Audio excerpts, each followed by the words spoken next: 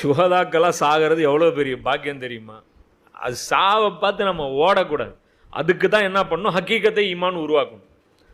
அது நெருப்பில் நீந்தணும். புரியுதுங்களா? நம்மளை ஈமானை விட்டு எத்தனை பேர் மாற்றுவாங்க தெரியுமா? பக்கத்தில் ஒரு லேண்ட் வரும் சீப்பாக, புரியுதா? அது ஹக்கீகத்தை ஈமான்லேருந்து மாற்றிடும். பொண்டாட்டி மாற்றும், புல்லை மாற்றும். அல்லாஹ் சொல்கிறான்ல, உங்கள் குழந்தைகளும் உங்கள் மனைவியர்களும் உங்களுக்கு எதிரிகள் இருக்காங்க.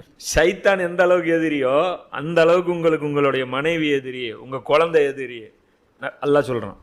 அப்போ இதெல்லாம் ஹக்கீகத்தை ஈமான்லேருந்து நம்மளை மாற்றிடும். ஹக்கீகத்தை ஈமான் இருக்குதுன்னு வச்சுக்கோ, சும்மா கிளைம் பண்ண முடியாது. தூய்மையான எண்ணத்தோட இறைவா என்னை இன்னைக்கு நைட்டு கூப்பிட்டுக்கோ அப்படின்னு சொல்லி யார் துவா கேட்கறதுக்கு அந்த கட்ஸ் இருக்கோ அவன் தான் மூமின். இப்போ அல்லாஹ் சொல்கிறான், உங்களில் சுகதாக்களை கண்டறிவதற்காக. அப்போது பலஸ்தீனுடைய மக்களில் அல்லாஹ்